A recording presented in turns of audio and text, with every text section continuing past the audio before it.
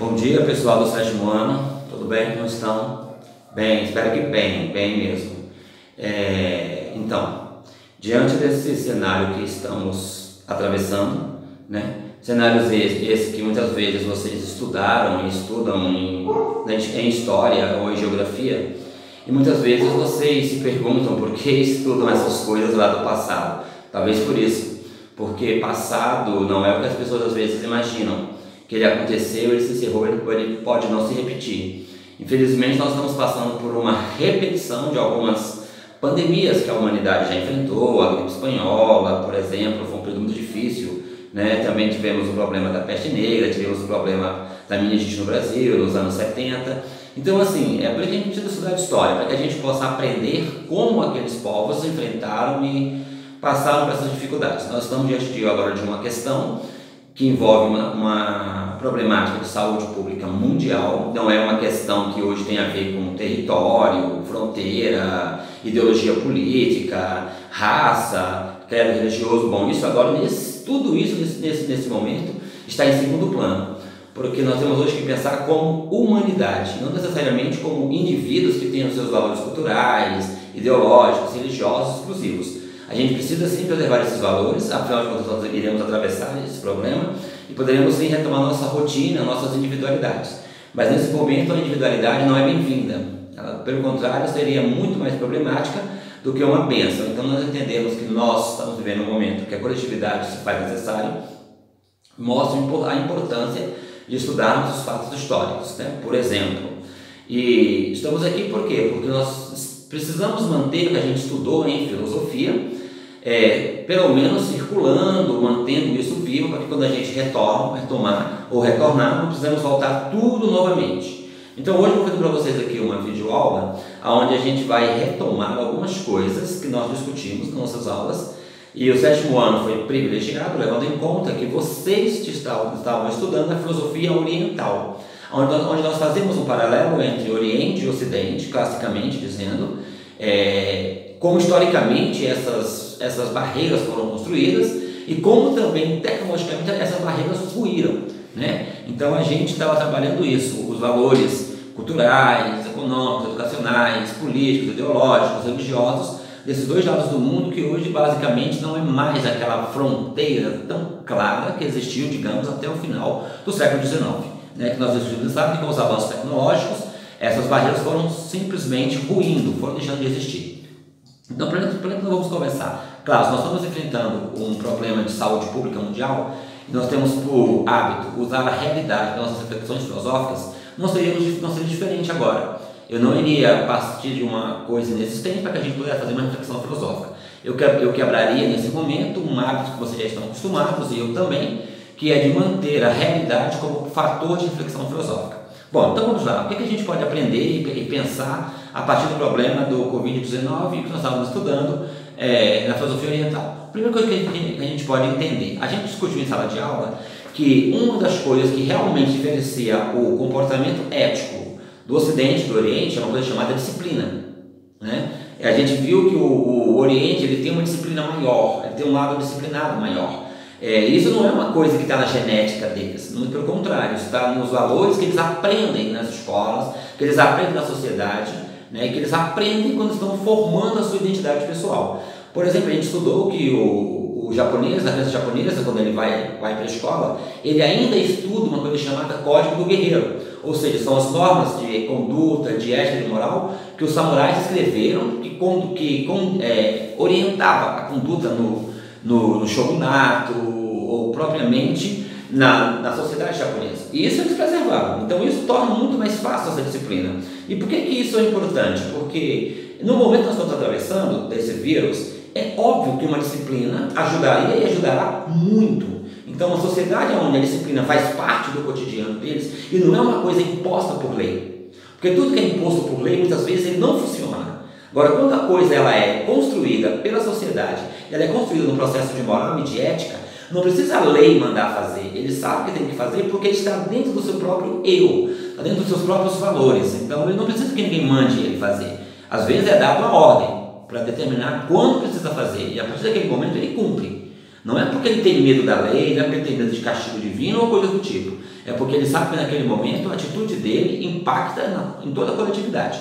Então é lógico que se nós temos uma sociedade, como temos, por exemplo, a chinesa, a japonesa, a coreana, né, que são sociedades onde a disciplina, mesmo rígida, pagando às vezes preços muito altos para essa disciplina, em um momento como esse, é lógico que eles conseguirão controlar muito melhor a solução, ou encontrar muito mais rápido uma solução para esse problema. Por quê? Porque nós já estamos vendo que o isolamento social é a melhor e mais eficaz maneira de evitar que esses problemas se propagam.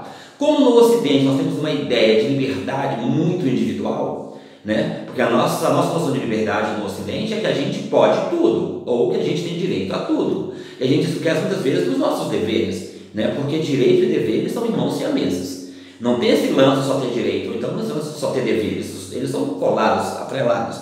Infelizmente, por exemplo, no Brasil nós temos visto frequentemente que o pedido de isolamento social, que a gente precisa fazer isso, não é uma preocupação individual. Não pode ser pensado assim, eu tenho esse direito. Não, você não tem esse direito agora. Porque nesse momento o seu direito coloca em risco o direito de outros. Entende? Então aí você vê a diferença da disciplina entre o Ocidente e o Oriente. Você imagina um país onde você tem 1,5 bilhão de pessoas e você conseguiu fazer as pessoas que não eram essenciais para o funcionamento da sociedade ficarem em casa. Não existiria lei no mundo que conseguisse isso se não fosse um valor intrínseco da própria sociedade. Como no Brasil nós temos pedido, nós temos leis, nós temos já feito bastante coisas, mas o que a gente precisa entender nesse momento? Que a nossa individualidade é maior do que a nossa coletividade. Percebe-se? Então, nesse momento, a gente começa a compreender por que a disciplina é tão importante. E por que no Oriente ela é mais fácil de atingir e no Ocidente nem tanto.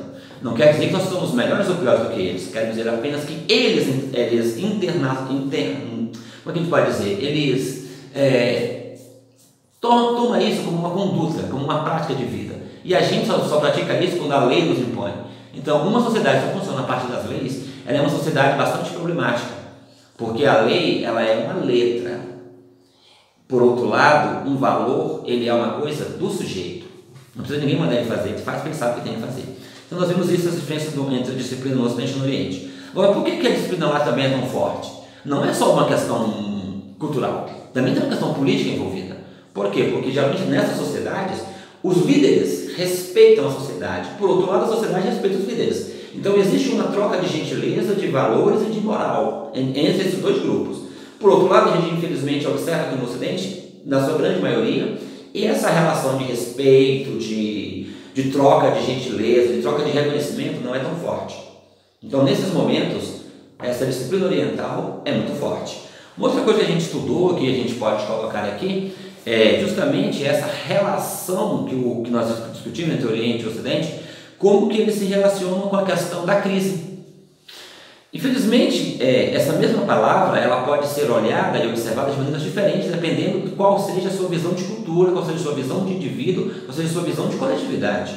A palavra crise para o oriental, ela tem a ver com pânico, ela também tem a ver com medo, ela também tem a ver com isolamento, mas eles têm um outro olhar sobre ela. Eles sempre observam que pode ser uma possibilidade de sair melhor dessa crise do que quando eles entraram. Sim, eles também sabem, eles também perderam pessoas, eles também tiveram que ficar isolados, eles também tiveram que perder quem eles amavam, mas eles não vão tornar isso como se fosse um castigo. Como eu vejo algumas pessoas hoje na nossa sociedade colocando isso como se fosse um castigo. Bom, eu não acredito que isso seja realmente um castigo divino, na minha perspectiva filosófica e sociológica. Eu acho que não. Eu acho que na realidade é como os orientais veem, é um problema, nós temos que enfrentar e temos que sair mais forte. Porque se isso passou agora, nós não temos garantia que não podemos enfrentar outra coisa pior. Então vamos nos preparar para isso. Então eles usam a crise do momento para se preparar para uma outra possibilidade de crise futura. Então eles não ficam parados, desesperados só nesse momento. Aí a gente vai entender por que a gente volta lá na questão do código do guerreiro. Porque eles acreditam, eles sabem que tudo é finito. Mas não é porque tudo é finito que eles têm que simplesmente se desesperar e esperar que chegue o fim, sem fazer nada de bom, né? Então temos que perceber também esse outro ponto que a gente discutiu lá. E aí nós chegamos em um pensador que agora me parece muito necessário a gente voltar ao pensamento dele. Foi o primeiro que nós estudamos, que foi o pensador Siddhartha Gautama, né? Que para muitos é conhecido como Buda, na realidade, porque foi ele que compilou, que escreveu as primeiras leis, as primeiras normas dessa conduta. Lembrando que ele não é um Deus, que ele não é um ser divino. porque o budismo não é um indivíduo, o budismo é um estado que você pode atingir. E como nós estamos nesse momento de confinamento social, é lógico que a mente que estava acostumada a estar o tempo inteiro em uma outra rotina, em outro movimento, o seu próprio corpo, tudo de repente foi quebrado, tudo de repente cessou, pronto, acabou. É óbvio que a mente vai entrar também em um estado de agonia, indiscutivelmente. Mas aí nós vamos lembrar de algumas coisas que os budistas, que a filosofia budista falou com a gente em sala de aula.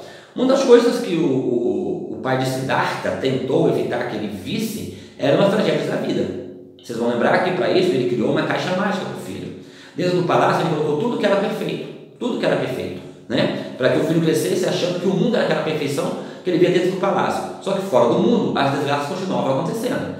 Vocês vão lembrar que o vidente, quando foi olhar os sinais de Siddhartha, ele disse que dependendo do que o Siddhartha visse, se ele visse as desgraças do mundo, ele seria um líder espiritual. Por outro lado, se ele visse as belezas do mundo, ele seria um rei guerreiro, que era o que o pai dele queria que ele fosse. É lógico, alguns pais, infelizmente, ainda hoje agem dessa maneira. Isso em qualquer lugar do mundo. E como é que esse conceito de caixa mágica se encaixa nesse nosso processo de isolamento social? Isso se encaixa de maneira brilhante. Primeiramente, nesse momento, você começa a perceber que algumas coisas que a gente valoriza como perfeitas e possibilidades de sucesso na vida não são bem assim. Neste momento, obviamente, que nós estamos isolados, a gente começa a perceber que a materialidade, ou seja, quando a gente materializou a nossa felicidade, o nosso sucesso em bens materiais, nesta hora não está se servindo para muita coisa. Por exemplo, nosso carro de 100 mil, 200 mil, a gente não está podendo circular nele, ele está parado, entende? O próprio dinheiro que a gente tem no banco, por um momento, ele está sendo útil, mas também não está sendo fundamental. Então, qual é o primeiro conceito? Que as perfeições, quando a gente cria perfeições em coisas que estão fora do nosso controle, a gente simplesmente está criando um espaço de sofrimento.